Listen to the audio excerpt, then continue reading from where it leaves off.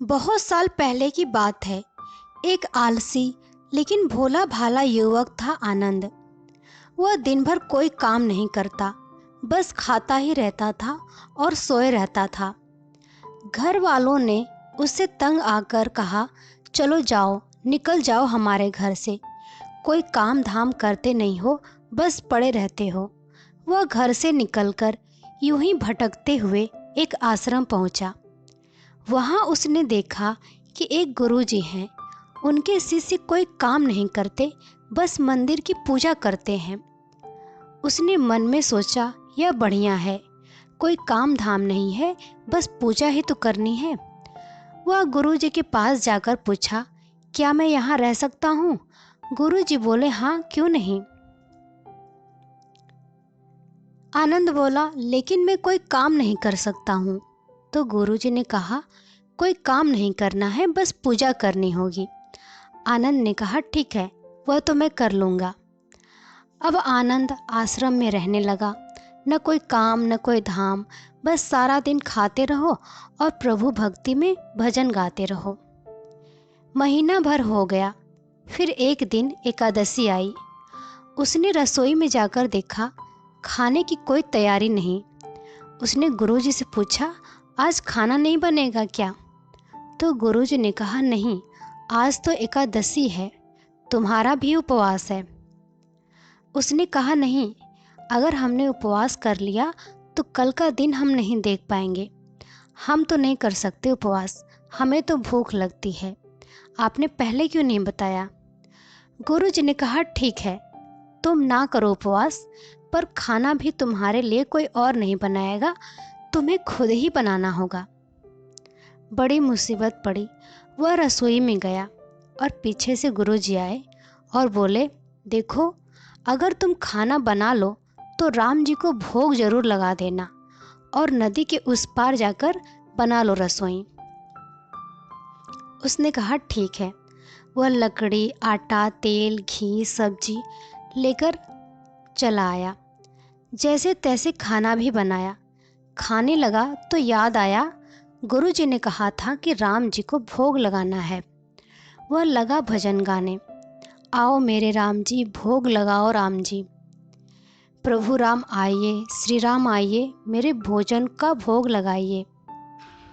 कोई न आया तो बेचैन हो गया कि यहाँ तो भूख लग रही है और राम जी आ ही नहीं रहे हैं।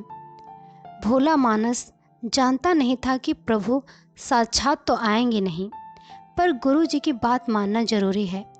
फिर उसने कहा, देखो प्रभु राम जी, मैं समझ गया कि आप क्यों नहीं आ रहे हैं। मैंने रूखा सूखा बनाया है ना, और आपको बढ़िया बढ़िया खाने की आदत है, इसलिए नहीं आ रहे हैं। तो सुनो प्रभु जी, आज वहाँ भी कुछ नहीं बना है, सबको एकादशी है, खाना हो तो यह भोग ही खा लो। श्री राम अपने भक्त की सरलता पर बड़े मुस्कुराए और माता सीता के साथ प्रकट हो गए। भक्त असमंजस में गुरुजी ने कहा था कि राम जी आएंगे, पर यहाँ तो माता सीता भी आई हैं और मैंने तो भोजन बस 2 लोगों का बनाया है। फिर उसने कहा, चलो कोई बात नहीं, आज इन्हें ही खिला देते हैं और हम उपवास रख लेते हैं। आनंद भगवान श्री राम जी से बोला, प्रभु, मैं भूखा रह गया, लेकिन मुझे आप दोनों को देखकर बहुत अच्छा लग रहा है। लेकिन अगली एकादशी पर ऐसा न करना, पहले बता देना कि कितने जन आ रहे हो, और हाँ, थोड़ा जल्दी आ जाना, इस बार की तरह लेट मत करना। राम जी उसकी बात पर बड़े मुदित हुए, प्रसाद ग्रहण कर चले गए। अगली एकादशी तक यह भोला मानस सब भूल गया। उसे लगा प्रभु ऐसे ही आते होंगे और प्रसाद ग्रहण करते होंगे। फिर एकादशी आई। गुरुजी से कहा, मैं चला अपना खाना बनाने, पर गुरुजी थोड़ा ज़्यादा अनाज लगेगा, वहाँ 2 लोग आते हैं। गुरुजी मुस्कुराए कि वह भूख के मारे बावला हो गया है, और उन्होंने कहा, ठीक है, ले जाओ और अनाज, कोई बात नहीं। अब की बार उसने 3 लोगों का खाना बनाया और फिर गुहार लगाई, प्रभु राम आइए, सीता राम आइए, मेरे भोजन का भोग लगाइए। प्रभु की महिमा भी निराली है। भक्त के साथ कौतुक करने में उन्हें बड़ा ही मजा आता है। इस बार वे अपने भाई लक्ष्मण, भरत, शत्रुघ्न और हनुमान जी को लेकर आ गए। भक्त को चक्कर आ गया कि यह क्या हुआ, एक का भोजन बनाया तो दो आए, आज दो का खाना बनाया तो पूरा खानदान आ गया। लगता है आज भी भूखा ही रहना पड़ेगा। सबको भोजन लगाया और बैठे बैठे देखता रहा। अनजाने ही उसकी भी एकादशी हो गई। फिर अगली एकादशी आने से पहले गुरुजी से कहा, गुरुजी, ये आपके प्रभु राम जी अकेले क्यों नहीं आते हैं? हर बार कितने सारे लोग ले आते हैं, इस बार अनाज ज़्यादा देना।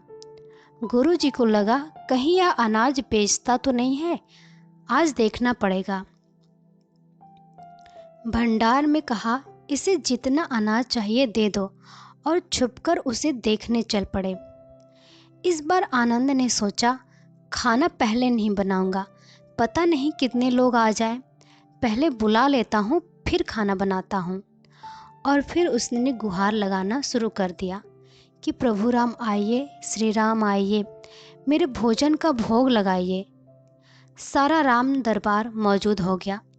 इस बार तो हनुमान जी भी साथ है, लेकिन यह क्या, प्रसाद तो तैयार ही नहीं था। भक्त ठहरा भोला भाला, बोला, प्रभु इस बार मैंने खाना नहीं बनाया। प्रभु ने पूछा, क्यों? बोला, मुझे मिलेगा तो है नहीं, फिर क्या फायदा बनाने का, आप ही बना लो और खुद ही खा लो, और मेरे लिए भी बना देना। राम जी मुस्कुराए, सीता माता भी गदगद हो गई उसके मासूम जवाब से। लक्ष्मण जी बोले, क्या करें प्रभु? प्रभु बोले, भक्त की इच्छा है तो पूरी तो करनी पड़ेगी, चलो लग जाओ काम पर। लक्ष्मण जी ने लकड़ी उठाई, माता सीता ने आटा गूंथना शुरू कर दिया। भक्त एक तरफ बैठकर देखता रहा। माता सीता रसोई बना रही थी तो कई ऋषि मुनि, यक्ष, गंधर्व प्रसाद लेने आने लगे। इधर गुरु जी ने देखा खाना तो बना नहीं, भक्त एक कोने में बैठा है। तो गुरु जी ने पूछा, बेटा क्या बात है, खाना क्यों नहीं बनाया? भक्त बोला, अच्छा किया गुरुजी आप आ गए, देखिए कितने लोग आते हैं प्रभु के साथ। गुरुजी बोले, मुझे तो कोई नहीं दिख रहा तुम्हारे और अनाज के सिवा। भक्त ने माथा पकड़ लिया, एक तो इतने मेहनत करवाते हैं प्रभु, भूखा भी रखते हैं और ऊपर से गुरुजी को दिख भी नहीं रहे हैं, यह तो और बड़ी मुसीबत हो गई। प्रभु से कहा, आप गुरुजी को दिख क्यों नहीं रहे हैं? प्रभु बोले, मैं उन्हें नहीं दिख सकता। वह बोला, क्यों? वे तो बड़े पंडित हैं, ज्ञानी हैं, विद्वान हैं, उन्हें तो बहुत कुछ आता है, उनको क्यों नहीं दिखते हैं आप? भगवान श्री राम बोले, माना कि उनको सब आता है, पर वे सरल नहीं हैं तुम्हारी तरह, इसलिए उनको नहीं दिख सकता मैं। आनंद ने गुरुजी से कहा, गुरुजी प्रभु कह रहे हैं आप सरल नहीं हैं, इसलिए आपको वह दिखेंगे नहीं। गुरुजी रोने लगे, वाकई मैंने सब कुछ पाया पर सरलता नहीं पा सका तुम्हारी तरह, और प्रभु तो मन की सरलता से ही मिलते हैं। प्रभु प्रकट हो गए और गुरु जी को भी दर्शन दिए। इस तरह एक भक्त के कहने पर भगवान श्री राम ने रसोई भी बनाई। हम मर्यादा पुरुषोत्तम श्री रामचंद्र जी से सीख लेकर अपने जीवन में उतार सकते हैं। भगवान राम को दैवी शक्ति प्राप्त थी, तो वह चाहते तो कुछ भी एक इशारे में कर सकते थे। वह चाहते तो खुद को भगवान बताकर बुराइयां खत्म करने का अभियान चला सकते थे, लेकिन नहीं, उन्होंने हर काम एक आम व्यक्ति की भांति किया, जिससे कि लोग उनसे सीख सकें। भगवान राम ने खुद उस रास्ते पर चलकर दिखाया जिससे लोग आदर्श मानते थे। उन्होंने जिस तरह से हर काम किया, लोग उसकी मिसाल देते हैं। रामायण में तमिलनाडु के तट से लंका तक पुल बनाना उस वक्त इंसानों की बस की बात नहीं थी। हजारों लाखों की संख्या में भी लोग पुल बनाते तो उसमें सालों लग जाते, लेकिन भगवान राम ने अपनी वानर सेना को इस तरह से प्रोत्साहित किया कि उन्होंने बहुत ही कम समय में पुल बना दिया। भगवान राम राज परिवार से थे, वे चाहते तो केवट या सबरी को बिना गले लगाए भी अपना वनवास गुजार सकते थे, लेकिन उन्होंने सामाजिक समानता के लिए सबरी और केवट को गले लगाया। ऐसा करने से उनके साथ लोगों में समानता का विश्वास पैदा हुआ। भगवान राम को 14 वर्ष का वनवास मिला था, जिसमें 12 साल उन्होंने चित्रकूट में ही बिता दिए। जब उन्हें ऐसा महसूस हुआ कि वन के सभी लोग उन्हें पहचानने लगे हैं, इससे उनके उद्देश्य में व्यवधान पड़ सकता है, तब वह वन से अगले पड़ाव की ओर चल पड़े थे। राम को आत्मप्रचार पसंद नहीं था।